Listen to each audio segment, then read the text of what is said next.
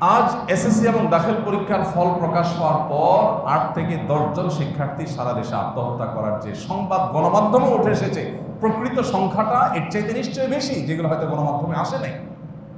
কেন এই অবস্থা হচ্ছে?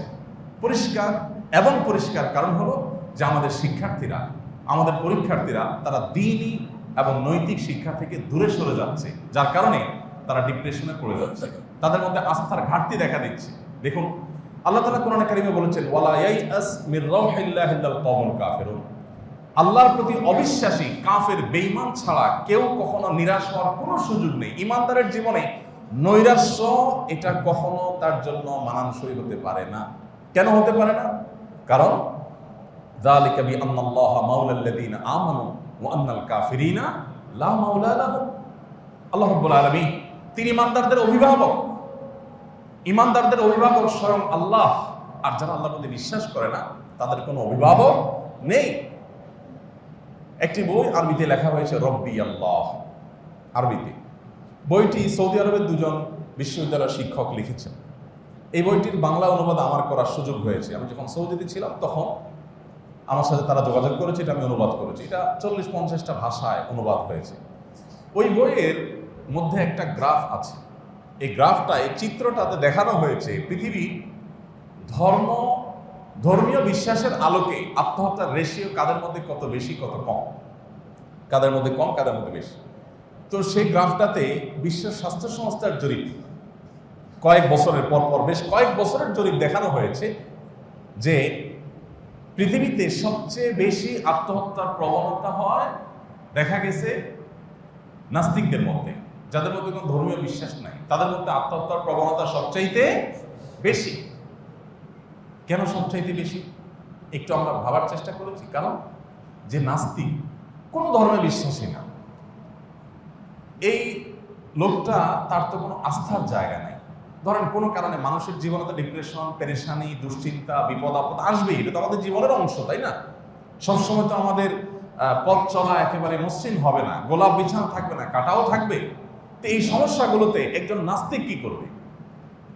সমাধানের বহু চেষ্টা করবে। যদি করে সে ফেইল হয়, কোনোভাবে সমাধান করতে পারলো না, তার পেছনে শুধু দেয়ালে পিঠ থেকে গেছে, এখন সে কি করবে?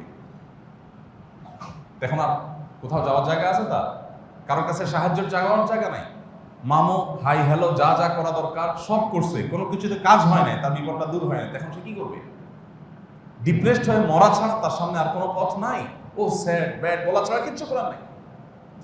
কিন্তু একজন বিশ্বাসী বান্দা, ধর্মে বিশ্বাসী বান্দা, বিশেষ করে আল্লাহর প্রতি ঈমান আননেওয়ালা মুসলিম, তিনি যদি অনুভব করেন যে পেছনে দেয়াল, সামনে বাধা, আমার আর যাওয়ার কোনো জায়গা নেই, তার এই মুহূর্তেও আল্লাহর কাছে চাওয়ার, আশ্রয় নেওয়ার, দোয়া করার, কাকুতি মিনতি করার সুযোগ আছে। এই সুযোগটা থাকার কারণে সে একেবারে আশাহত হয় না, হওয়ার সুযোগ থাকে না। এই জন্য সবচাইতে আত্মহত্যার প্রবণতা মুসলমানদের মধ্যে সবচাইতে কম। সকল ধর্মের মধ্যে দেখানো হয়েছে ওই গ্রাফে কয়েক বছরের, যে সবচাইতে আত্মহত্যার প্রবণতা মুসলমানদের মধ্যে সবচাইতে কম। আর সবচেয়ে বেশি হলো কোন ধর্ম বিশ্বাসী না নাস্তিক, তাদের মধ্যে। কারণটা কি? একেবারে দিনের আলোর মতো পরিষ্কার। ভাইরা আমার, আল্লাহ তাআলা বলেছেন, আল্লাহি ফালিয়াতাওয়াক্কালিল মুতাওয়াক্কিলুন। তাওয়াক্কুলকারী ঈমানদারদের আল্লাহর উপর ভরসা করা কর্তব্য, তাদের উপরে ফরজ আল্লাহর উপরে ভরসা করা। আল্লাহ বলেছেন, ওয়ালা তাকনাতু মির রাহমাতিল্লাহ। তোমরা আল্লাহর রহমত থেকে আশা হারাবে না। আশা হারানো কখনো জায়েজ নাই। ডক্টর আব্দুল্লাহ জাহির রহমতুল্লাহি আলাইহি বলতেন, শয়তানের স্কুলের প্রথম পাঠ হলো নৈরাশ্য সৃষ্টি করা, মানুষকে নিরাশ করে দেওয়া। দাম্পত্য জীবন বলেন, ব্যবসায়িক জীবন বলেন, শিক্ষা জীবন বলেন, যে কোনো জীবনে বিপদ আপদ আসবেই, ঝামেলা আসবেই, বিপত্তি আসবেই। ভেঙে পড়া, ডিপ্রেসড হয়ে যাওয়া, আশাহত হয়ে যাওয়া, না কিচ্ছুই হবে না, এইরকম মন মানসিকতা লালন করা, এটা শয়তান সৃষ্টি করে মানুষকে ধ্বংস করবার জন্য। ঈমানদার যত বিপদই আসে, তার বিশ্বাস থাকবে অন্ধকার যত ঘন হবে, রাত যত গভীর হবে, প্রভাত তত নিকটবর্তী হবে। আল্লাহ কোরআনে বলেছেন, ইন্নামা আল উসরে ইউসরা, মানে কি? নিশ্চয়ই বিপদের এবং কঠিনের পরে সুখ আল্লাহ বলেন নাই। আল্লাহ বলেছেন বিপদ এবং কঠিনের সাথেই সুখ আছে, পরে বলেন নাই। আল্লাহ ওয়ার্ডটা ব্যবহার করেছেন মা মানে সাথে, মানে যেখানেই বিপদ তার সাথেই সুখ আছে। যেখানেই সমস্যা তার সাথেই সমাধান আছে, শুধু সবর করতে হবে, ধৈর্য ধারণ করতে হবে, অপেক্ষা করতে হবে। মনে করেন আমার জীবনে যে সমস্যা আসলো সেই সমস্যা থেকে আমি সমাধানের কোনো পথ পেলাম না, বিপদ যদি কন্টিনিউ চলতেই থাকে তো সর্বোচ্চ কি হতে পারে, বেশি থেকে বেশি কি হতে পারে, আমি বাঁচবো না, মরে যাবো। এই তো আমি যদি মরেও যাই তো ইমানদার তো হাতির মতো, মরলেও লাগ বাঁচলেও লাগ, আমার তো হারাবার কিছু নেই, মরে গেলাম তো। যার ইমান নেই তার তো মরার পরে ও স্যাড বলা ছাড়া কিছু নাই। কিন্তু আমার তো মরার পরে আসল জীবন শুরু। দুনিয়াতে আমি বিচার না পেতে পারি, সেখানে বিচার ডেফিনেটলি পাবো। সেখানে বিচার পাওয়ার ব্যাপারে কোনো সন্দেহ আছে? কোনো সন্দেহ নাই। আহকামুল হাকিমের কাছে আমি যাচ্ছি। অতএব ইমানদার তার জীবনে যত দুঃখ দুর্দশাই হোক না কেন, তার সান্ত্বনার বহু জায়গা, বহু অপশন খোলা আছে। আর যারা আমাদের শিক্ষার্থীরা, আমাদের পরীক্ষার্থীরা, আমাদের বাবা মার কলিজা খালি করে, বুক খালি করে যারা আত্মহননের পথে পথ বেছে নিয়েছে, এই শিক্ষার্থীরা, আমাদের ছেলে মেয়েরা, তারা দিনই শিক্ষা পায় নাই। আর দিনই শিক্ষা না পাওয়ার কারণে তাদের দুরবস্থা তৈরি হয়েছে। আপনারা গেল বছরখানেক আগে বা তার কিছুটা আগে একটা নিউজ দেখেছেন, রিপোর্ট দেখেছেন যে করোনাকালীন সময়ে শুধুমাত্র বিশ্ববিদ্যালয় শিক্ষার্থীদের মধ্যে যে পরিমাণ আত্মহত্যা হয়েছে বাংলাদেশে, সেটা রীতিমতো ভয়ঙ্কর। কয়েকশো শুধু বিশ্ববিদ্যালয় শিক্ষার্থী আত্মহত্যা করেছে। একজন বাবা, একজন মা অনেক স্বপ্ন নিয়ে তিল করে একটা ছেলেকে বিশ্ববিদ্যালয় পর্যন্ত পৌঁছায়, এরপরে যখন সে আত্মহত্যা করে বাবা মার মনের অবস্থা তখন কোন পর্যায়ে গিয়ে দাঁড়ায়। গত কিছুদিন আগে বগুড়াতে একটা প্রোগ্রাম ছিল, একটা হলে, সরকারি একটা হলে। তো সেই প্রোগ্রামে আমাকে একজন ডাক্তার একটা চিরকুট লিখে দিলেন, দিয়ে বললেন যে আমি বগুড়ার ডাক্তার, চিকিৎসক পেশা।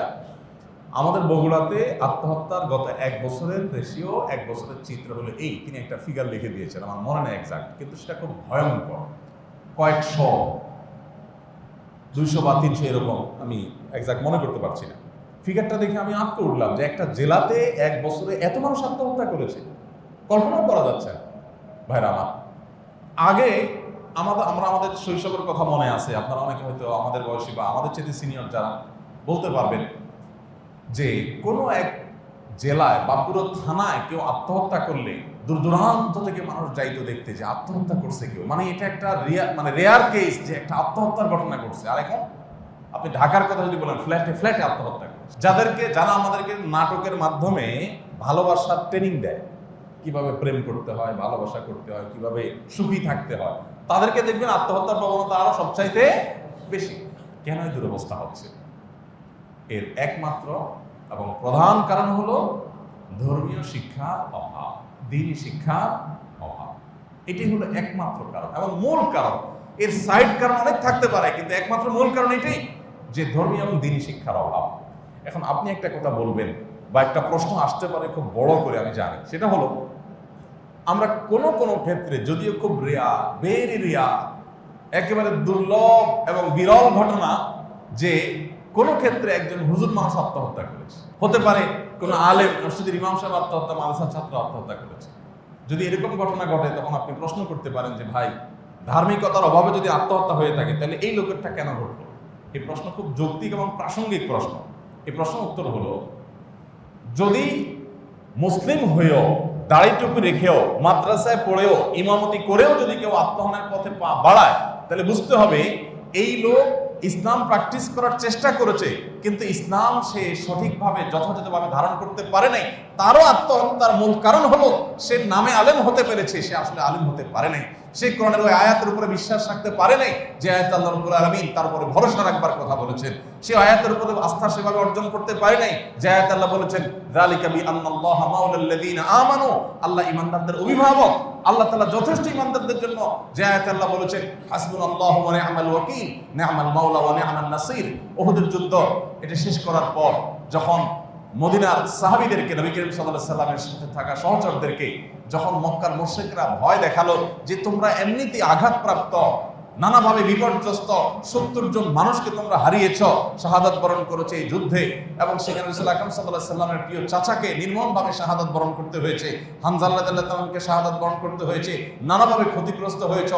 খোদ নবী করিম সাল্লাল্লাহু আলাইহি সাল্লাম ফিজিক্যালি আক্রমণের শিকার হয়েছেন, তার দাঁত ভেঙে গেছে, হেলমেটের উপর আঘাত হয়ে তার মাথা, তার শরীর রক্তাক্ত হয়েছে, তার রক্ত তার জুতায় চলে গেছে, এবং রক্তের সাথে রক্ত এত বেশি প্রবাহিত হয়েছে যে জুতার সাথে পা আটকে যাচ্ছে।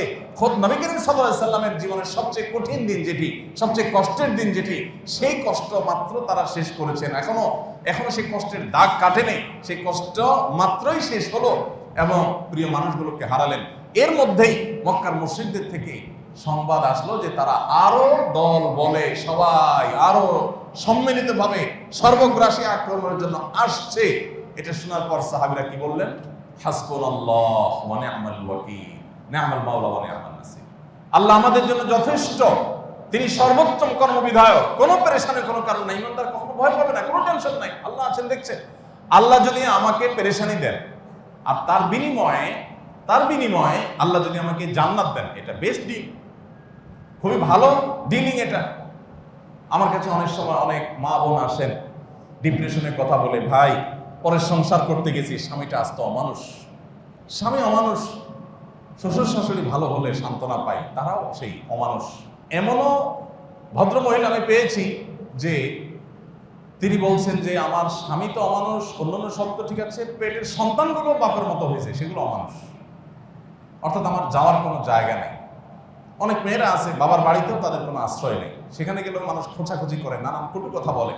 তো আমি তাদেরকে বোঝাবার চেষ্টা করি, কাউন্সিলিং করার চেষ্টা করি যে বোন, আপনার এই যে কষ্ট, স্বামী টর্চার করে, বাবা মা জুলুম করে, আপনার শ্বশুর শাশুড়ি টর্চার করে, আপনার পায়ের তলায় মাটি নেয়, যেদিকে যাচ্ছেন চোখে শুধু অন্ধকার দেখছেন, এই যে কষ্টটা, এই কষ্টটা কি কখনো শেষ হবে না হবে না? তো অনেকে বলেন যে কখন শেষ হবে বুঝি না। আমি ভাবছি আপনার যদি মরণ চলে আসে, একদিন তো মরবেন, চিরকাল তো বেঁচে থাকবেন না। আপনি মরে গেলেও কি আপনাকে এরা টর্চার করতে পারবে? আর বল না, তা তো পারবে না। তাহলে এই বিপদের একটা এন্ডিং আছে, এই বিপদের একটা সীমানা আছে। এরপর আপনি যদি সত্যি টর্চার্ড হয়ে থাকেন আর আপনার এই সময়টাতে আপনি আল্লাহর অনুগত বান্দা বান্দি হয়ে থাকার চেষ্টা করেন, তাহলে যারা টর্চার করেছে, যারা আপনাকে জুলুম নির্যাতন করেছে, নিষ্কাশন চালিয়েছে, তাদের বিচার হবে আপনার চোখের সামনে। আল্লাহ আপনাকে জান্নাত যদি দেন, আল্লাহ যদি বলেন যে তোমাকে আমি নানা রকম বিপদ আপদ দিয়েছি, তুমি ধৈর্য ধারণ করেছো, তার বিনিময়ে তোমাকে আমি জান্নাত দিলাম, তাহলে আপনার 50, 60 বা 70 বছর যে কয়দিন বাঁচেন, এই পুরো লাইফের যে কষ্ট, এটার বিনিময়ে যদি আপনাকে অনন্ত অসীম কালের জন্য আল্লাহ জান্নাত দিয়ে দেন, তাহলে আপনার ডিলিংসটা কি ভালো হলো না খারাপ ডিল হলো? তো বলো ডেফিনেটলি ভালো। তাহলে আপনি আল্লাহর এই নেয়ামত, আল্লাহর এই পুরস্কারের কথা স্মরণ করে আপনি নিজেকে সান্ত্বনা দিতে পারেন। আপনি যদি হাহুতাশ করেন, হাহুতাশ করলে আপনার বিপদ কমবে না, আরো বাড়বে। যে কোনো বিপদে আপনি যখন হাহুতাশ করবেন, ও স্যাড ব্যাড, আপনি ডিপ্রেসড হয়ে যাবেন, আপনি আচার বিচার করবেন, ভাঙচুর করবেন, আপনি যত বেশি এই পেরেশানিগুলোর প্রেশার নেবেন, তাতে কি আপনার পেরেশানি কমবে না আরো বাড়বে? আর যদি আপনি আল্লাহর উপরে ভরসা করেন, সুধারণা করেন, এমনকি এই চিন্তা করেন যে আল্লাহ যদি আমাকে একেবারে শেষও করে দেন, মৃত্যুও যদি আমার হয়ে যায়, আখিরাত তো আছে, সেখানে তো সুবিচার আমি পাবো, তাহলে সেক্ষেত্রে আপনার সাথে সাথে মানসিক চাপ কমে যাবে, আপনার বিপদ কমবে, সুখের দেখা আপনি পাবেন। ভাইরা আমার, আমাদের যে সমস্ত শিক্ষার্থীরা আত্মহননের পথ বাড়াচ্ছে, যে সমস্ত তরুণরা আত্মহত্যার পথে পা বাড়াচ্ছে, অনেকে আছেন বেকারত্বের কারণে, যুবক মানুষ বহু চেষ্টা করেছেন, চাকরি বাকরির জন্য চেষ্টা করেছেন, হয় নাই, উনি ডিপ্রেসড হয়ে গেছেন। কেন ভাই ডিপ্রেশনে পড়তে হবে? আল্লাহর জমিন অনেক বড়, অনেক প্রশস্ত। আমরা আমাদের বিপদগুলোকে নিজেরা হাতে ধরে বড় করি, আমাদের সমস্যাগুলোকে আমরা নিজেরা অনেক বড় করি। চাইলে সেটাকে সংক্ষিপ্ত করা যায়, বহুভাবে সংক্ষিপ্ত করা যায়। আমি সেদিকে যাব না, অনেক দীর্ঘ আলোচনা করা যেতে পারে। আমি শিক্ষার্থীদের জায়গাটা আবার ফিরে আসি। শিক্ষার্থীরা এবং কি অন্য যে কোনো শ্রেণী পেশার মানুষ যারা আত্মহত্যার পথে পা বাড়ায়, কেন আত্মহত্যা করে? আত্মহত্যা করতে যায় কেন? মানুষ তো বাঁচতে চায়। যারা আত্মহত্যা করে তারা বাঁচার পরিবর্তে মরতে চায় কেন? কারণ ঋণের বোঝা মাথার উপরে এত বেশি হয়ে গেছে, ঋণ পরিশোধের কোনো ব্যবস্থা নাই, দেনাদারদের প্রেশার আছে, তিনি আত্মহত্যার পথে পা বাড়ালেন। কেউ ব্যবসা বাণিজ্য করতে গিয়ে এমনভাবে লুজার হয়ে গেছেন যে তিনি আর দাঁড়াবার মতো কোনো সুযোগ দুচোখে দেখতে পাচ্ছেন না, তিনি আত্মহত্যার পথে পা বাড়ালেন। কেউ হয়তো কারোর কাছে অপমানিত হয়েছেন, অপদস্থ হয়েছেন, টর্চার হয়েছেন, তিনি জুলুমের শিকার হয়ে, নির্যাতনের শিকার হয়ে তিনি হয়তো আত্মহননের পথে পা বাড়ালেন। এই আত্মহত্যা করার উদ্দেশ্য হলো যে আমি যে কষ্টে আছি, দেনার কষ্টে আছি, অপমানের কষ্টে আছি, জুলুমের কষ্টে আছি, এই কষ্টগুলো থেকে বাঁচার জন্য, এই কষ্টগুলো থেকে মুক্তির জন্যই তো আত্মহত্যা করে, নাকি? যে কষ্টগুলো থেকে যাতে মুক্তি লাভ হয়ে যায়, আমি মরে যাবো, তাহলে আমাকে কেউ আর পাওনা পরিশোধের জন্য চাপ দিতে পারবে না। আমি মরে গেলে এসএসসিতে আমি ফেল করেছি, খারাপ রেজাল্ট করেছি, তাহলে সেক্ষেত্রে মা বাবা অন্য কেউ কারোর সামনে আমার আর মুখ ছোট হবে না। এই তো, তাহলে আত্মহত্যা যারাই করে তারা মূলত কোনো একটা বিপদ থেকে মুক্তির জন্যই তো করে। প্রশ্ন হলো, যার ভিতরে ঈমান আছে, যার ভিতরে ধার্মিকতা আছে, যার ভিতরে দিনদারিতা আছে, সে তো এইভাবে ভাববে যে আমি আত্মহত্যার মাধ্যমে যে বিপদ থেকে বাঁচার চেষ্টা করছি, আমি ব্যবসায় লুজার হয়ে গেছি, দেনা দিতে পারছি না, পাওনাদারের প্রেশার আছে, পরীক্ষা খারাপ ফলাফল হয়েছে, মানুষের সামনে মুখ দেখাতে পারছি না, তো এটা থেকে মুক্তি লাভের জন্য যে আপনি আত্মহত্যা করছেন, তাহলে একটা বিপদ থেকে বাঁচার জন্য যে পথটা আপনি অবলম্বন করছেন, সেই পথটাতে কি আপনার জন্য সুখ অপেক্ষা করছে না দুঃখ? আর সেই দুঃখটা কি, যে দুঃখটা থেকে বাঁচার জন্য আপনি ঝাঁপ দিচ্ছেন আরেকটা জায়গায়, সেই দুঃখটা ঝাঁপ দিয়ে পড়া দুঃখটাকে ওটার চাইতে কম না বেশি? নবী করিম সাল্লাল্লাহু আলাইহি ওয়াসাল্লাম পরিষ্কার হাদিস রয়েছে, যে ব্যক্তি আত্মহত্যা করবে সে যেই অস্ত্র দিয়ে, যেই রশি দিয়ে, যেই জায়গায় ঝাঁপ দিয়ে, বা যেই বিষ পান করে, বা যেই পদ্ধতিতে সে আত্মহত্যা করবে, কিয়ামতের ময়দানে তার শাস্তি হবে ওই পদ্ধতিতে তাকে আঘাত করতে থাকা হবে অনন্তকাল। শুধু পার্থক্য এতটুকু হবে যে এখানে মারা গেছে, সেখানে মারা যাবে না, অর্থাৎ কষ্টের কোনো শেষ হবে না। কেউ পিস্তলের আঘাতে আত্মহত্যা করেছে, কিয়ামতের ময়দানে পিস্তলের আঘাত তাকে করতে থাকা হবে, ঝাঁঝরা হয়ে যাবে, আবার রিকভার হবে, আবার ঝাঁঝরা করা হবে, আবার রিকভার হবে, এভাবে তার শাস্তি চলতে থাকবে অনন্তকাল পর্যন্ত। তাহলে দুনিয়ার যে কষ্ট থেকে মুক্তির জন্য আপনি আত্মহননের কথা চিন্তা করছেন, বা ওইদিকে আপনি ঝাঁপ দিলেন, সেখানে তো আপনার জন্য আরো বিপদ অপেক্ষা করছে, সেখানে তো আরো বড় অপমান অপেক্ষা করছে, সেখানে তো আরো বেশি কষ্ট অপেক্ষা করছে, সেখানে তো আপনার কোনো মুক্তি লাভ হচ্ছে না। ভাইরা আমার, একজন ইমানদার, তার মধ্যে যখন ইমান থাকবে, তার ভিতরে যখন আল্লাহর প্রতি বিশ্বাস থাকবে, তার ভিতরে যখন কোরআন এবং সুন্নাহর প্রতি বিশ্বাস থাকবে, তখন সেই পথে পা বাড়াতে পারবে অসম্ভব, কোনো দিনই সম্ভব না। আপনি যদি বলেন যে ক্ষুধার কষ্ট, অভাব, চাকরি বাকরি নাই, বেকারত্ব, সেজন্য আমি আত্মহননের পথে পা বাড়াচ্ছি, আপনি কি জানেন প্রিয় নবী সাল্লাল্লাহু আলাইহি সাল্লামের নেতৃত্বে সাহাবায়ে কেরাম যখন তাবুক যুদ্ধে রওনা দিয়েছেন, পথে এমনিতেই মরুভূমির যে গরম, আমাদের দেশে এই অতি সম্প্রতি সময়ের গরম আমরা কিছুটা আঁচ করতে পারতেছি, গরমের কষ্ট কি কতটা হতে পারে আমরা কিছুটা আঁচ করছি, বাট মরুভূমিতে সেটা আরো ভয়াবহ। সেখানে পরিস্থিতি এত খারাপ ছিল যে একটা পর্যায়ে সাহাবীদের রসদ যা ছিল, এর মধ্যে পানি যা ছিল সেটা শেষ, এক ফোঁটা পানিও নেই। এত শত শত লোকের বিশাল বড় বাহিনী, এক ফোঁটা পানিও নেই, আর ভয়ঙ্কর কাঠফাটা রোদ মরুভূমির, জান বের হয় অবস্থা, জিহ্বা শুকিয়ে যাচ্ছে, এরকম ভয়াবহ অবস্থা। তখন বাধ্য হয়ে ওট জবে করে, যে ওটকে বাহন বানিয়ে যাচ্ছিলেন, সে ওটকে জবে করে, ওটের ভেতরে আপনারা জানেন একটা আল্লাহ রাব্বুল আলামিন আলাদা একটা ব্যাগের মতো দিয়ে রেখেছেন, সেখানে কিছু পানি সঞ্চিত থাকে, যেহেতু সে মরুভূমিতে চলে, যখন পানি থাকবে না ওখান থেকে সে পানি নিয়ে নিয়ে বেঁচে থাকে। ওই থলেটা, ওই পুটলিটা বের করে ওইটার মধ্যে ওটের পেটে থাকা যে পানি আছে, সেই পানিটা জিহ্বায় দিয়ে দিয়ে জান বাঁচিয়েছে। মানে কষ্টের লেভেলটা কি ছিল বলে। মক্কা যখন অবরোধ করেছে, মক্কার মুশরিকরা মুসলমানদের সাথে 3 বছরের বেশি সময় যে অবরোধ করেছে, অবরোধটা আজকের মতো অবরোধ না যে আমেরিকা স্যাংশন দেয়, এই টাইপের স্যাংশন না, এই টাইপের অবরোধ না। সে অবরোধ ছিল এত ভয়াবহ যে কোনো কথা তাদের সাথে কেউ বলতো না, কেনা বেচা কেউ করতো না, কোনো আত্মীয়তা কেউ করতো না। সামান্য কয়েকজন মানুষ একটা সমাজের সমস্ত মানুষের কাছে যদি এরকম পরিস্থিতির মধ্যে পড়ে, আপনি কয়দিন টিকতে পারবেন? 3 বছরের অধিক সময়। এবং সেটা আজকের মতো পৃথিবী না যে ঠিক আছে ভাত নাই তো রুটি খাইলাম, রুটি নাই তো আমি আরেকটা খাইলাম, বিস্কিট খাইলাম, পানি নাই তো জুস খাইলাম, ফল খেলাম, বহু অপশন আছে। মক্কার মতো এরকম রুক্ষ মরুভূমি এলাকাতে কিচ্ছু যেখানে হয় না, সমস্ত আমদানি নির্ভর সামান্য কিছু, আজকালকার মতো তো আমদানি এরকম করা হতো না, সেই জিনিসগুলো তাদের কাছে কেউ বিক্রি করবে না, কেউ কিনবে না। এরকম পরিস্থিতিতে 3 বছর মানুষের বেঁচে থাকা কত দায়। গাছের পাতা লতা যেগুলো অখাদ্য মানুষ খেতে পারে না, সেগুলো চিবিয়ে খেয়ে কোন রকম তাদের বেঁচে থাকতে হয়েছে। গোশত কোত্থেকে খাবে? কেউ তো বিক্রি করবে না তাদের কাছে। নিজেদের কাছে থাকা কয়টা, তারা সংখ্যা তো খুবই কম। এরকম পরিস্থিতি সাহাবীদের ছিল। আপনি কি দেখাতে পারবেন এই 3 বছরের অবরোধ চলাকালীন সময় মক্কা একজন সাহাবী আত্মহত্যার পথে পা বাড়াচ্ছেন? আপনি দেখাতে পারবেন না। তাবুক যুদ্ধে এরকম ভয়ঙ্কর পরিস্থিতিতে কোন সাহাবী আত্মহত্যা করেছেন? দেখাতে পারবেন না। অর্থাৎ আমরা এখন যে অভিযোগগুলো দিয়ে যে অজুহাত তুলে আত্মহননের কথা বলছি, এর চাইতে শতগুণ বেশি বিপর্যস্ত থেকেও তারা আত্মহননের পথ বাড়ান নাই।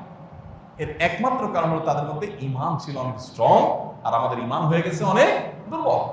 অতএব আমাদের সন্তানদেরকে যদি আমরা ধর্মীয় এবং নৈতিক শিক্ষা না দেই, আল্লাহর কসম করে বলছি ভয়ঙ্কর ভবিষ্যৎ আমাদের জন্য অপেক্ষা করছে।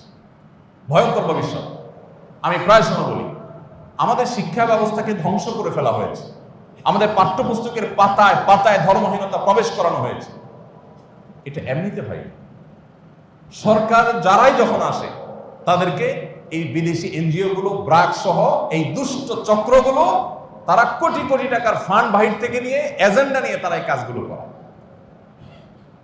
আজকের তাজা খবর হলো যে আপনারা অনেকে শুনেছেন আলহামদুলিল্লাহ, যে পাঠ্যপুস্তক থেকে শরীফার গল্প বাদ দেওয়ার সিদ্ধান্ত হয়ে গেছে। শিক্ষা মন্ত্রণালয় থেকে যে কমিটি করা হয়েছে, সেই কমিটি এই গল্পটা বাদ দেওয়ার জন্য সুপারিশ করে দিয়েছে। ইতিমধ্যে গণমাধ্যমে নিউজ হয়ে গেছে যে গল্প আর থাকছে না। এখন আমার প্রশ্ন হলো, গত বছর আমার বাচ্চাকে পড়ানো হলো, এই বছর বাচ্চাকে পড়ানো হলো, এই গল্পের মাধ্যমে সমকামিতা শিক্ষা দেওয়া হলো আমার বাচ্চাকে। আজকে দেখলাম ইংল্যান্ডের মন্ত্রী বলতেছে যে বাচ্চাদেরকে যৌন শিক্ষা দেওয়া এটা ভয়াবহ একটা ব্যাপার, তাদের লাইফ শেষ, তাদের সমাজ ধ্বংস হয়ে গেছে, পরিবারগুলো শেষ। বাচ্চাদের যে মানে তাদের যে সৃষ্টিগত স্বকীয় যে লাজুকতা, এটা ভেঙে ফেললে ভালো কিছু আসবে না, খারাপ কিছু ছাড়া। ক্লাস 6-7 এর বাচ্চা কাচ্চা, 7-8 এর বাচ্চা কাচ্চা যখন ট্যুরে যায়, তাদের সাথে কন্ডম বিতরণ করে তারা উন্নত দেশগুলো। কোথায় চলে গেছে তারা? কেন একটা কিশোর আত্মহত্যা করে সে সমস্ত দেশে? কারণ বাপ একজনের সাথে 5 জনের সাথে রিলেশন করতেছে, মা 3 জনের সাথে রিলেশন করতেছে, ফ্যামিলিগত কোনো আপনার বোঝাপড়া নাই, বন্ডিং নাই, ভালোবাসা নাই, প্রত্যেকে যার যার মতো। শান্তি জিনিসটা তারা দেখা পাচ্ছে না। তো আমাদের সবসময় আমাদের শিক্ষার্থীদের ধ্বংস করবার জন্য এই এনজিও গুলো তাদের এজেন্ডাগুলো বাস্তবায়ন করার জন্য নানা রকম নীল নকশা করে। আমরা এর আগে আপনাদেরকে বলেছি যে হিজড়াদের মেডিকেল টেস্ট বাধ্যতামূলক করেছে গভর্নমেন্ট। সেটা তুলে দেওয়ার জন্য মানবাধিকার কমিশনের কাছে চিঠি দিয়েছে এই দুষ্ট চক্র, এরা, এই বন্ধু সোশ্যালরা, এই ব্রাকরা, এদের প্রেতাত্মারা, এদের দোসররা, এরা তাদেরকে চিঠি দিয়েছে। কি চিঠি দিয়েছে? খুবই হাস্যকর চিঠি, যে যদি হিজড়াদেরকে তাদের হিজড়া যেটা প্রমাণ করবার জন্য মেডিকেল টেস্ট করা হয়। কেন করা হয়েছে আপনারা জানেন, সরকারি চাকরিতে 40 না কতজন বিবিসি নিউজ করেছে, বিবিসি, যে তাদের হিজড়া কোটা তারা চাকরি পেয়েছে, এরপরে দেখা গেল একটাও হিজড়া না, সবগুলো নকল। তখন গভর্নমেন্ট বাধ্য হয়ে বলছে ঠিক আছে তাহলে মেডিকেল টেস্টের ব্যবস্থা করো। মেডিকেল টেস্ট তুলে দেওয়া হয়েছে, সরকারকে বাধ্য করেছে এই দুষ্ট চক্র। তারা চিঠি লিখেছে, কি অদ্ভুত কথা, বলে যে মেডিকেল টেস্ট করলে তারা যৌন হ্যারাসমেন্টের শিকার হয়, এটা অপমানকর। এখন আমার কথা হলো, আর্মিতে চান্স পেতে মেডিকেল টেস্ট হয়, পুরো শরীর বিবস্ত্র করে চেক করা হয়। আপনি বুয়েটে, আপনি অনেক কিছুতে, আপনি বিদেশে যাবেন, অনেক দেশে মেডিকেল টেস্টে, মিডিল ইস্টে যাবেন, আপনার পুরো শরীরের সমস্ত কাপড় চোপড় খুলে শ্রমিক হিসাবে যখন যাবেন আপনি, আপনাকে মেডিকেল টেস্ট করা হোক। তখন তো এই কথা বলেন না যে অপমান করে, এটা বন্ধ করা হোক। হিজড়াদের বেলায় কেন বললেন? কারণ আপনি হিজড়ার নামে সমকামীদেরকে এখানে ঢুকিয়ে পুরো দেশে সমকামী থেকে ছড়িয়ে দিতে চান। এই চক্রান্ত করতে গিয়ে আপনি এই কাজটা করেছেন। আমাদের তরুণরা ধ্বংসের দ্বার প্রান্তে এমনিতে যায় নাই, মাদক আমাদের বাচ্চাদের হাতে হাতে এমনি এমনি পৌঁছায় নাই, এই দুষ্ট চক্রের হাত আছে। মনে রাখবেন, ব্রিটিশরা কয়জন আসছিল এই দেশে? কয়েক হাজার মানুষ আসছিল। তারা শাসন করেছে কত কোটি মানুষকে? পুরা ভারতবর্ষের কত কোটি মানুষকে শাসন করেছে? কত বছর শাসন করেছে? তারা আসছে কিন্তু ব্যবসায়ী সেজে, তারা আমাদের মাতৃভূমি দখল করেছে।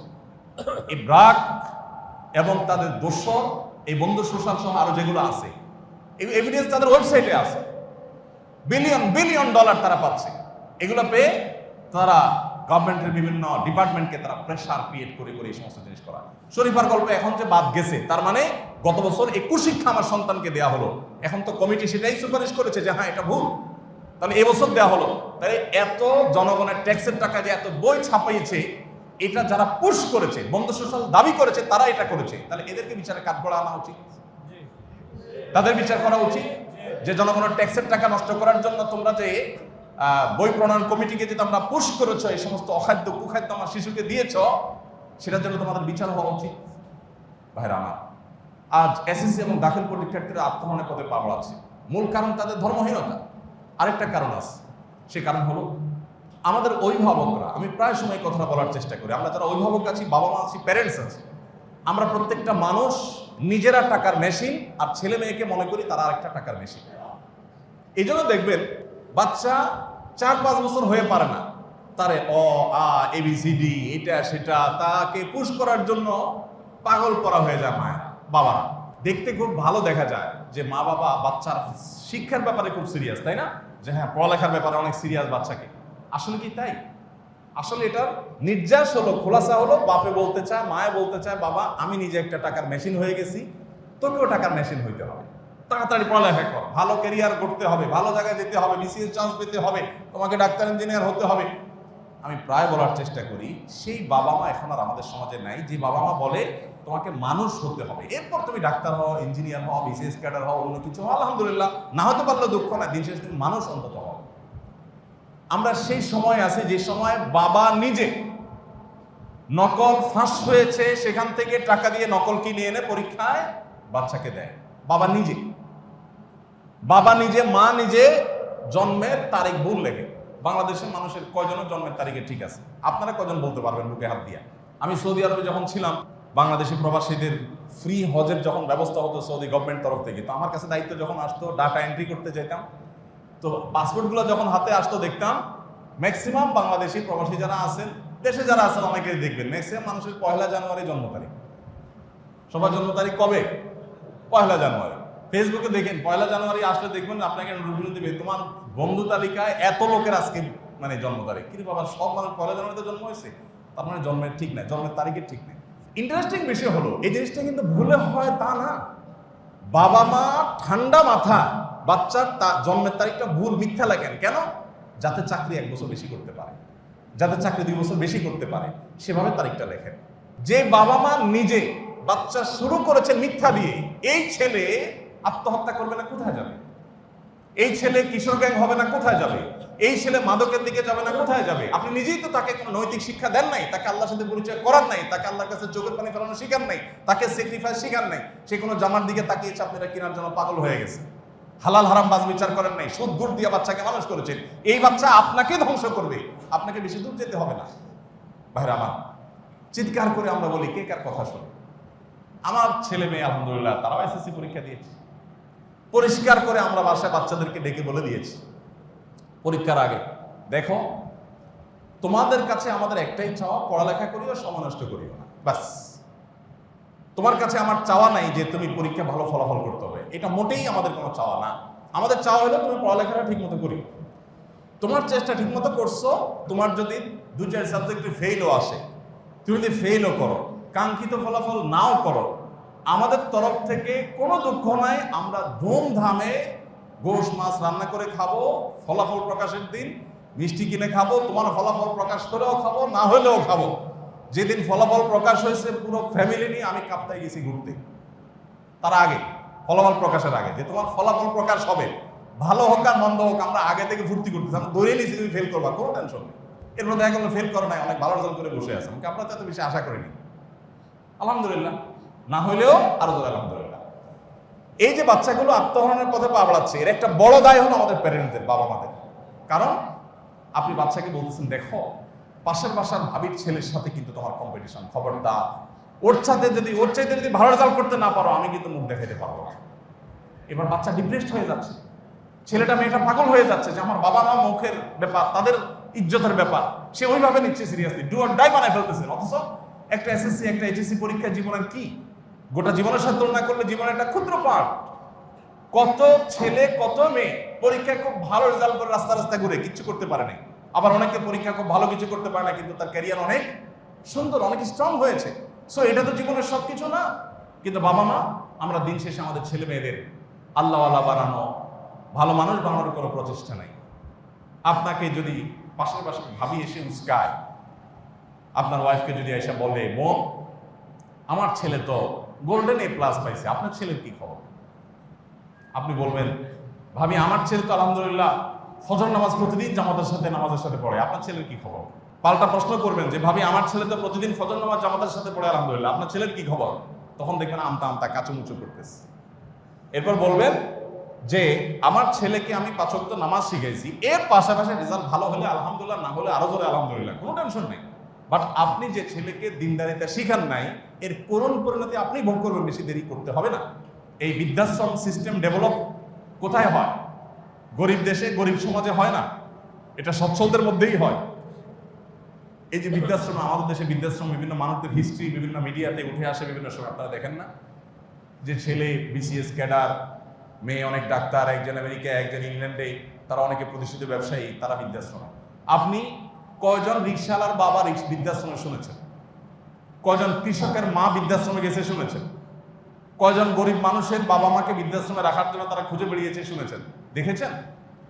তাহলে বোঝা গেল সন্তানকে সম্পদশালী করা, তার কেরিয়ারকে উন্নত করা, এগুলো আমাদের দরকার আছে, কিন্তু এর চেয়ে বেশি দরকার আছে তাকে ধার্মিকতা শিখানো, আল্লাহর পরিচয় শেখানো, চেনানো এবং করোনাদি সম্পর্কে জানানো। যদি সেটা হয় তাহলে আমাদের এই দুরবস্থা দেখতে হবে না। আমাদের তরুণ প্রজন্মের যে বকে যাওয়া, এটা এমন একটা পর্যায়ে চলে যাচ্ছে, এখানে ওসি সাহেব আছেন, উনি বলতে পারবেন যে আমাদের ইয়াংদেরকে নিয়ে কি পরিমাণ পেরেশানিতে ওনাদের থাকতে হয়, প্রশাসন ভাইদেরকে থাকতে হয় একটার পর একটা। এই কিশোর গ্যাং আমরা 10 বছর আগেও শুনিনি, এটা আমাদের এখন গলার কাঁটা হয়ে দাঁড়িয়েছে। একটার পর একটা আমরা দেখতে পাচ্ছি যে তরুণদের বকে যাওয়ার ঘটনা ঘটে চলেছে একটার পর একটা। তো বিশেষ করে এই যে এইচএসসির রেজাল্ট প্রকাশ পেল, কিছুদিন পরে এইচএসসির ফলাফল আবার প্রকাশ পাবে। যখন এইচএসসির ফলাফল প্রকাশ পাবে, আল্লাহ না করুক, তখন আবার দেখা যাবে এরকম আত্মহননের সংবাদ শুনেছে। আল্লাহ যাদেরকে সন্তান দিয়েছে তারা জানেন, একটা ছেলে একটা মেয়ে, তাকে 3 দিন করে বড় করে তুলতে বাবা মার কত শ্রম, কত মেধা, কত স্বপ্ন জড়িয়ে থাকে। যে ছেলেটা এই পথে চলে গেল, সে একটাবার চিন্তা করলো না যে আমার বাবা মা আমাকে হারানোর পর তাদের অবস্থাটা কেমন হবে। আমি পরীক্ষা ফেল করেছি, সামনের বার পাশ করবো, কোনো পরীক্ষা পাশ করলাম না, আমি ব্যবসায়ী হব। বহু বড় বড় ব্যবসায়ী আছে, তেমন কোনো পড়ালেখা তাদের নাই, তাদের অধীনে অনেক বড় শিক্ষিতরা এসে সার করে দাঁড়ায় থাকে ফাইল নিয়ে। সো এটাই জীবনের একমাত্র কিছু না। ইমানদারের জীবনে এমন কিছু নাই যেটার জন্য ডু অর ডাই লেভেলে সে চলে যাবে, কারণ জীবনটা এটা সীমিত এবং ক্ষণস্থায়ী। আমার আসল জীবনটা আখিরাতে, সেটা যদি ঠিক থাকে এটা নিয়ে আমার এত টেনশনের কারণ নাই। আল্লাহ তাআলা আমাদের সবাইকে সবর করার তৌফিক দান করুন।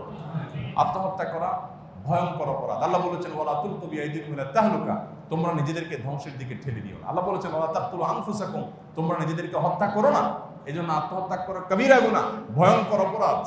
নবী করিম সাল্লাল্লাহু আলাইহি সাল্লামের অসংখ্য হাদিস রয়েছে। এমনকি কেউ আত্মহত্যা করে মারা গেলে প্রিয় নবী সাল্লাল্লাহু আলাইহি সাল্লাম তার জানাজা পড়তেন না। দেখেন, একজন চোর, একজন ডাকাত, একজন জেনাকার, একজন অন্য অপরাধী মানুষ মারা গেলে তার জানাজা নবী সাল্লাল্লাহু আলাইহি সাল্লাম ডিনাই করতেন না, যে সে অপরাধ করেছে, আল্লাহর সাথে বোঝাপড়া হয় তার, আমি জানাজা পড়ি। বাট আত্মহত্যাকারী ব্যক্তির জানাজা নবী করিম সাল্লাল্লাহু আলাইহি সাল্লাম পড়তেন না। অন্যদেরকে বলতেন তোমরা পড়ো, সে যেহেতু মুসলমান, আত্মহত্যা করলে কিন্তু অবস্থান হয়ে যায় না, সো তোমরা পড়ো, কিন্তু আমি পড়বো না। কেন পড়তেন না তিনি? এটা বার্তা দেওয়ার জন্য যে যারা এই জাতীয় আসো, যারা এরকম বিধ্বংসী চিন্তা করছো, খারাপ চিন্তা করছো, তারা মাথায় রাখো যে তোমার অপমান অপদস্থ এখান থেকে শুরু হয়ে যাবে। এই জন্য ওলামা একরাম এই হাদিসের আলোকে মাসআলা উত্তোলন করেছেন, গবেষণা করে, যে আত্মহত্যাকারী ব্যক্তির জানাজা মুয়াজ্জিন সাহেব পড়াবে, ইমাম সাহেব পড়াবে না, সমাজের মান্যগণ্যরা পড়বে না, সাধারণ মানুষরা পড়বে। এটা বার্তা দেওয়ার জন্য, যাতে করে কেউ এই পথে পা না বাড়ায়। ভাইরা আমার, আমাদের সন্তানদেরকে বাঁচাবার জন্য আমাদের উদ্যোগ নিতে হবে, তাদেরকে দ্বীনি শিক্ষা শিক্ষিত করতে হবে। মা বাবার চাওয়া পাওয়া হবে সন্তান ভালো মানুষ হোক, তারা দিনদার হোক, আল্লাহর হোক, পাশাপাশি সে পড়ালেখা করুক, সে খারাপ ছেলেপেলের পালায় না যাক, এই জিনিসটা তারা দেখবেন। এর বাইরে সন্তানের জীবন ধ্বংসের মধ্যে ফেলে হলেও আমার মুখ রক্ষা করতে হবে, এই জিনিসটা উচিত না। আমি এর আগে আপনাদেরকে বারবার বলেছি, অনেক বাবা মা এখনো আছেন, আমার পরিচিত বহু লোক আছেন, যে ছেলেকে পাঠায়, 2টা ছেলে মনে করেন, একটারে পাঠায় দিছে ইংল্যান্ড, আরেকটারে পাঠায় দিছে আমেরিকা। যদি আরেকটা মেয়ে থাকে, 2টারে পাঠায় দিছে জার্মানিতে। কেন? পড়ালেখা করার জন্য। তো আমি প্রায় সময় চিন্তা করি, আল্লাহ আমাদেরকে তো বাচ্চা কাচ্চা দিছে, আমি কোথাও মাহফিলে গেলে সাধারণত মানুষ যদি 5 স্টার হোটেলে অফার করে, আমি বললাম না, আমি বাসায় ফেরত যাবো, রাত 3টে হলো ফেরত আসবো, 4টে হলো ফেরত আসবো। একান্ত ঝামেলা না হলে, বিপদ না হলে আমি কোথাও থাকি না, আমি রাতে চলে আসি, কারণ বাচ্চাদের মুখে একটু দেখবো, তাদেরকে ছাড়া থাকবো না। সৌদি আরব থেকে যখন অফার আসছে, সৌদি আরবের ইসলামিক ফার্স্ট মিনিস্ট্রি থেকে, যে আসেন আমাদের দেশে কাজ করার জন্য, বললাম যেতে পারি, একটাই শর্ত, ফ্যামিলির সাথে থাকতে হবে। তখন 111-এর পর বাংলাদেশে ভিসা বন্ধ হয়ে গেছে, বাংলাদেশে ভিসা টোটাল বন্ধ সৌদিতে। আমি যাবো না। সৌদিরা শুধু তখন ঢাকায় ছিলেন আব্দুল্লাহ বুসাইরি, উনি ডেকে নিয়ে ওনার অফিসে গিয়ে আমাকে বললো তোমার ভিসার গ্যারান্টি আমি দিলাম, তুমি যাও। তারপর আমি সৌদি আরব গেছি। আমি বললাম বেতন তুমি কত দিবা এটা আমার দেখার দরকার নেই, বেতন যা দেওয়ার দিও, বাট ফ্যামিলির সাথে আমি থাকবো না। আমরা এতটা ফ্যামিলির জন্য মানে বাচ্চা কাচ্চার জন্য পাগল করা, প্রত্যেকটা মানুষ ফিল করি আমাদের বাচ্চাদের আমরা কত ভালোবাসি। কিন্তু যেই ভদ্রলোক তার ছেলে মেয়েগুলোকে আমেরিকায়, ইউরোপে, ইংল্যান্ডে বিভিন্ন জায়গায় পাঠিয়ে রেখেছে, আমার প্রশ্ন হলো এই লোকটা বাঁচে কেমনি পোলাপান ছাড়া? তার কি কষ্ট হয় না? হয়। তারপরে পাঠায় কেন? কেন পাঠায়? জাস্ট ভাবের জন্য। কিসের জন্য? বলতে খুব সুন্দর শোনা যায়। আমার বড় ছেলে আমেরিকা, ছোটটা কানাডা, আর আরেকটা ইংল্যান্ডে, মেয়েটা জার্মানিতে। এটা শুনতে কি লাগে? ভালো লাগে। এটা বলতে ভালো লাগে। দুনিয়াটা এমন হয়ে গেছে, ভাব জাহির করার জন্য যদি পাগলও হওয়া লাগে মানুষ রাজি আছে। আমি দুঃখিত যে কেউ পড়াশোনা করার জন্য আমি সেটা টল করতেছে না, কেউ পড়ালেখা করে ফিরে আসো, আমরা দেশে বাইরে পড়ালেখা করতে যেতেই পারি, কিন্তু আমার ছেলে মেয়ে যা আছে সবগুলো পাঠায় দিব। বুড়া বুড়ি বাসায় একা একা শুধু ভিডিও করে দেখে দেখে চোখের পানি ফেলাই, আর বাইরে বাসায় কেউ আসলে গল্প দেই যে হ্যাঁ ওইটা আমেরিকা, ওইটা কানাডা, ওইটা জার্মানিতে। শুনতে ভালো লাগে কিন্তু ভিতর দিয়ে সিদ্ধ হয়ে যাচ্ছে। এটা কি মানে আছে? আল্লাহ তাআলা আমাদেরকে দ্বীনের গুরুত্ব বোঝার তৌফিক দান করুন। আল্লাহ তাআলা আমাদেরকে আল্লাহ বিরোধী হওয়ার গুরুত্ব বোঝার তৌফিক দান করুন। আমাদের সন্তানদেরকে মানুষের গড়ে তোলার গুরুত্ব আল্লাহ আমাদেরকে বোঝার তৌফিক দান করুন। আমাদের সন্তানদেরকে বিপদগামিতার পথ থেকে বাঁচানোর জন্য তাদেরকে ফজর নামাজে আনবেন, তাদেরকে নামাজি বানাবেন, কোরআন হাদিস শিখাবেন, বড়দেরকে রেসপেক্ট করা শিখাবেন, বেয়াদবি যেন তারা না করে, তাদেরকে প্রত্যেকটা জিনিস হাতে ধরে ধরে শেখাবেন। গত রাতের কথা, আমার বড় ছেলে সোফায় বসে আছে, ঠ্যাঙের উপর ঠ্যাং তুলে, আমরা এমনি পারিবারিক আড্ডায় কথা বলছিলাম যে কোনো একটা বিষয় নিয়ে। তো আমার চোখে পড়লো, বললাম যে তোমার মা এখানে, আমি এখানে, তোমার কি এভাবে বসাটা মানাইছে? তো তাড়াতাড়ি সে নিজেকে সামলা নিয়েছে। বললাম তোমার রাগ করার দরকার নাই বা মন খারাপ করার দরকার নাই, তুমি খেয়াল করো নাই, সমাজটা এরকম হয়ে যাচ্ছে। আমরা আমাদের ছেলেবেলা দেখেছি, একজন বৃদ্ধ মানুষ রাস্তার পার দিয়ে আসলে ছেলেফেলেরা, ইয়াং ছেলেরা, মাদ্রাসা দূর কি বা কলেজের ছেলেফেলেরা রাস্তার পাশে কাচুমুচু হয়ে দাঁড়িয়ে যেত, সুন্দর করে সালাম দিত, আসসালামু আলাইকুম আঙ্কেল, চাচা। আর এখন কিসের চাচা? পারলে চাচার গায়ের উপরে পাও রাখে। আমরা দেখেছি আমাদের ছেলেবেলা, ইয়াং ছেলেপেলে বাসে উঠেছে, একজন বৃদ্ধ মানুষ, একজন মহিলা আমার বাসে উঠছে, সাথে সাথে 5 জন ছেলে বাসে সিট ছেড়ে দিয়েছে। আমার লজ্জা হয়। কিছুদিন আগে থাইল্যান্ড গিয়েছি আমি, সেখানে পাবলিক পরিবহনগুলোতে কোনো মহিলা, কোনো শিশু নিয়ে কোনো বৃদ্ধ উঠছে, সাথে সাথে অনেক যুবক ছেলে ফেলে সিট ছেড়ে দেয়। তারা মুসলমান না, অথচ লজ্জার বিষয় যে আমার সমাজ থেকে এটা হারিয়ে গেছে। এখন আপনি দেখবেন একজন বৃদ্ধ, একজন মহিলা উঠছে, দেখবেন দাঁড়ায় থাকে বাসের মধ্যে, কেউ সিট ছাড়ে না। আমরা কোথায় চলে যাচ্ছি? এবং এর পরিণাম খুব ভয়াবহ। এই জন্য নিজের সন্তানকে ভদ্রতা শিখান, নিজের সন্তানকে ভালো মানুষ হওয়া শিখান, কোরআন হাদিসের পথে আনেন। না হলে আল্লাহর কসম করে বলছি, সমাজ ধ্বংস হবে কি হবে না সেটা পরের কথা, আপনি নিজে ধ্বংস হবেন, আপনার ফ্যামিলিতে আপনি সাফার করবেন। এই ছেলেই আপনার চোখের পানি ঢালবে, এই ছেলে তার মায়ের চোখের পানি ফেলবে যদি তাকে আপনি মনুষ্যত্ব না শিখান। অতএব জাগতিক শিক্ষার আগে তাকে নৈতিক শিক্ষা দেন, ধর্মীয় শিক্ষা দেন। আল্লাহ আমাদেরকে বোঝার তৌফিক দান করুন। আস-সুন্নাহ ফাউন্ডেশন, উম্মার স্বার্থে সুন্নাহর সাথে।